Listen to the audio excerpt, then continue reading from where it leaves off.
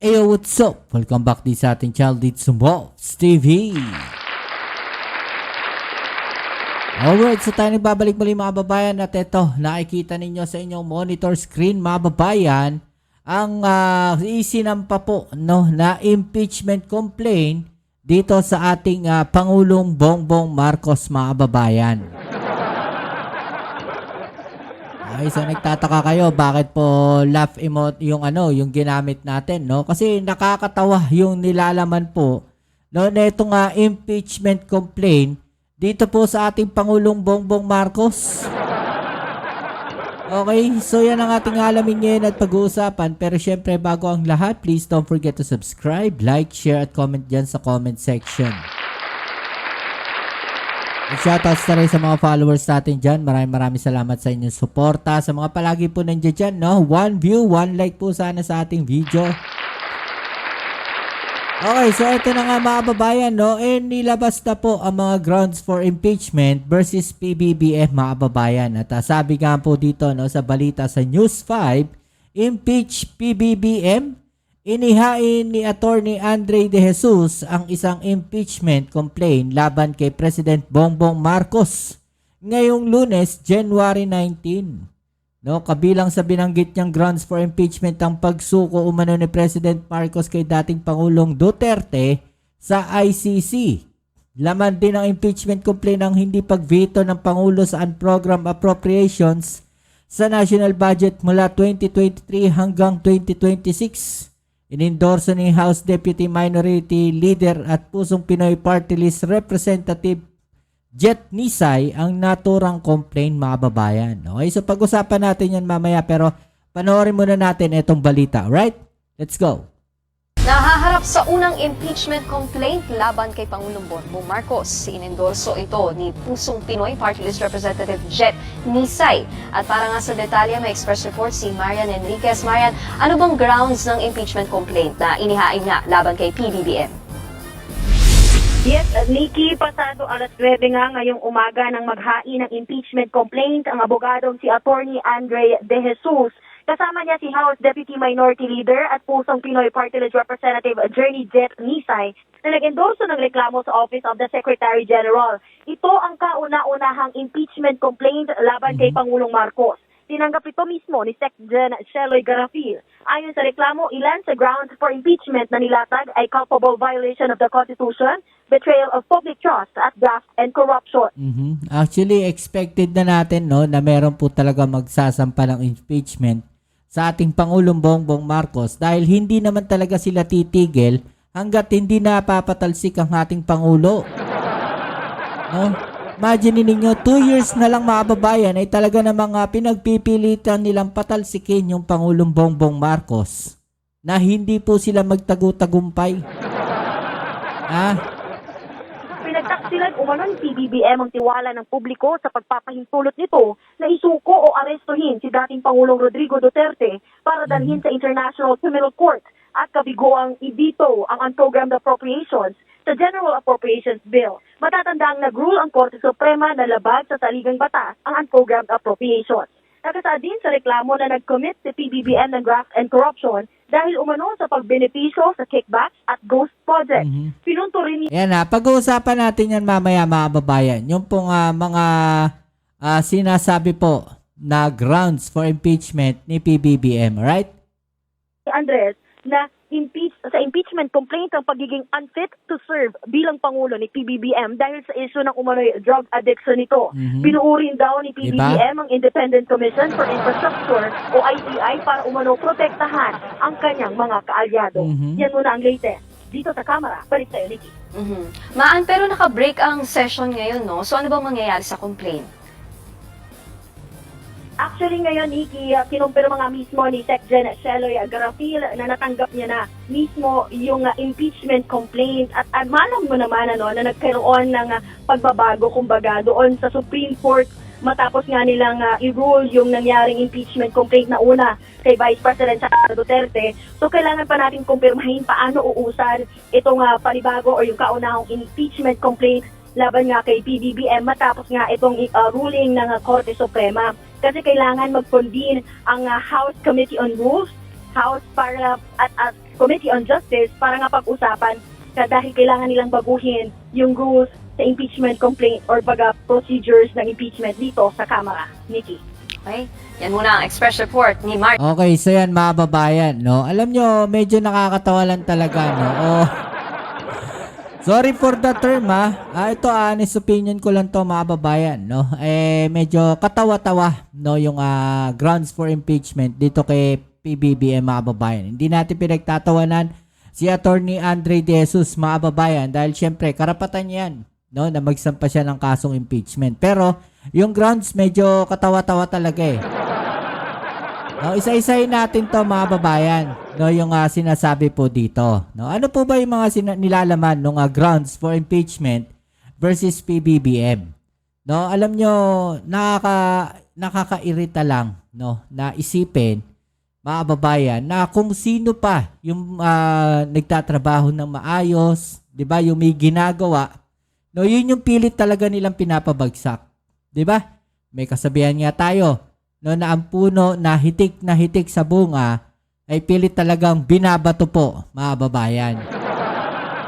At yung Pangulo natin, trabaho ng trabaho, nakikita natin maraming trabaho na ginagawa yung Pangulo natin. 'Di ba? Hindi natin nakikita na halos nagpapahinga, namumulot lang ng basura kung saan-saan. 'Di ba mga babayan? Tapos siya pa yung sasampahan nyo ng impeachment? Medyo nakakatawa lang. Okay, so ito, no, pag-usapan natin. Ang sabi dito, respondent ordered and enabled the kidnapping and surrender of former President Rodrigo Roa Duterte to the ICC, mga babayan. Di ba sinabi na nga po ng ating Pangulo na sumusunod lang po tayo sa batas. Di ba mga babayan? Ano yun? Sino ba yung nag-aresto? No, yung nag-release ng warrant of arrest kay dating Pangulong Duterte. 'Di ba? Interpol. Hindi naman yung hindi naman yung bansa natin. At yung grounds po diyan, no, sa pagkakahuli kay Duterte, yung kanya pong kaso na naisampa bago po umalis ang bansa, no, ang Pilipinas sa ICC. Alam nyo, paulit-ulit na lang yung kanilang naratibo, yung kanilang mga sinasabi na kesyo, yan nga, kinidnap daw, no, isinurrender daw sa ICC ang dating Pangulong Duterte, pero ilang beses na po yan nasagot. No, nakakapag lang na, bakit ganon? Paulit-ulit sila. At yun pa yung gagamitin nila, no, para dito sa impeachment sa ating Pangulong Bongbong Marcos. O, sabi pa rito, respondent is a addict whose condition impairs his judgment and leadership. Naniniwala ba siya sa mga sinasabi ng mga DDS? Isa rin ba si attorney, no, sa mga na-brainwash na itong mga DDS? No, paano nila nasabi, no, na addictus benedictus ang ating Pangulong Bongbong Marcos? May ebidensya ba sila? No? Sapat bang ebidensya yung sinabi ng kanyang kapatid na si Senadora Amy Marcos? Sapat na bang ebidensya yun sa korte? 'Di ba? May pinakita ba sila na video o picture na talagang gumagamit yung Pangulo natin? Di ba nag-negative nga siya sa test? 'Di ba? O, tapos yung pinalalabas nilang video, mga babayan, peke naman. AI generated o inedit lang. Oh. Respondent failed to veto unprogrammed appropriations and other unconstitutional provisions of the General Appropriations Bill for 2023 hanggang 2026 daw, mga babayan. No? Respondent benefited from kickbacks arising from budget insertion and ghost flood control projects. Kumita daw yung Pangulo natin. No? Sino ba nagsalita niyan? Mga babayan. Yung tao na hindi natin makita ngayon. Ha? Si Saldico na hindi nyo nga alam kung nasaan ngayon. Na idinawit lang yung Pangulo natin. Yung ebidensya ng mga maleta na hindi nga pinakita kung may laman. Diba? Respondent created the ICI to shield corrupt allies. Di ba yan nga yung nag-iimbestiga? Pinapapunta si Duterte, hindi nga nagpunta. So, paano ano silbi nito? Masabi lang na may impeachment kay Pangulong Bongbong Marcos? Alam nyo, sa isang banda maganda rin to, no? Ito nga impeachment na to kay Pangulong Bongbong Marcos. Bakit kanyo? Magiging protection to ng ating Pangulo. No, kung siya po ay nasampahan niya ng impeachment, hindi na po siya pwedeng sampahan ng impeachment within 1 year. Mga babayan. No? Kasi tatakbo na to impeachment na to eh. At kung ito po, mga babayan, ay mapatunayan na walang saysay lahat itong grounds for impeachment ni PBBM, at hanggat hindi po siya napapatunayan, mga babayan, na guilty, no? At mapalabas po na siya ay hindi po guilty dyan po sa impeachment na yan, mga babayan, kawawa, iyak ang mga DDS dyan. Kasi hindi na nila masasampa ng another impeachment case yung Pangulong Bongbong Marcos eh. Yun naman po yung maganda dito, mga babayan, no? Sa pagsasampa na to ng impeachment kay Pangulong Bongbong Marcos. Yan po yung maganda dyan. 'Di ba? Yung impeachment na yan ay sinampa kay PBBM, mga babayan, ay magiging depensa niya sa mga susunod na impeachment complaint na isasampa po sa kanya. Sabi nga dito, kasi ginugulo na lang no? Parang nagugulo na lang talaga yung ating gobyerno. Sabi po dito, ni Kimbo, mga babayan, no, ni Representative Miro Kimbo, let us keep our government functioning smoothly.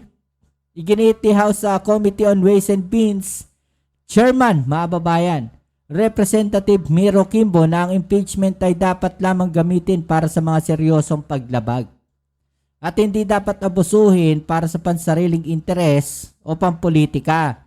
With 2 years left in the administration's term, let us keep our government functioning smoothly instead of causing needless disruption as it is with the current economic and social volatility. Our efforts should prioritize stability and resolving widespread issues like rising commodity prices and healthcare affordability. Na sinasabi dito ni Kimbo, mga babayan, no, na yung mga impeachment daw na yan, wag na nating masyadong tutukan. No? Dapat daw kung magsasampa kayo ng impeachment, yung may mga seryosong paglabag at hindi dapat apusuhin, mga babayan. Sa tingin ba ninyo, ito pong mga grounds for impeachment na isinampa sa ating Pangulo, mga seryoso po ito? Halos karamihan po dito, o halos lahat nga to, mga babayan, no? Puro ano lang, ano tawag natin dito, puro akusasyon lang sa ating Pangulong Bongbong Marcos. At lahat po halos ata ito, nasagot na rin po. So, diba? So, why bother na magsampa ng impeachment sa ating Pangulong Bongbong Marcos? No, na in the end, babalik lang po sa inyo yan, mga DDS. Dahil hindi na nila pwede isampahan si PBBM Once yan po ay na-file na isampa na yan, mga babayan, na umpisa na yung impeachment na yan, hindi na pwede isampa uli yan. Hindi na pwedeng kasuhan uli na impeachment si PBBM. Diba? Iiyak na yung mga DDS dyan. Okay, so ano po masasabi niyo dyan, mga babayan, no? I-comment sa ibaba ang inyong mga opinion at tatay niyong pag-usapan, alright? So yan, muli kita tayo sa ating next video upload. Ito muli ang inyong Kuya Mobs sa Mobs TV. Peace. I'm out.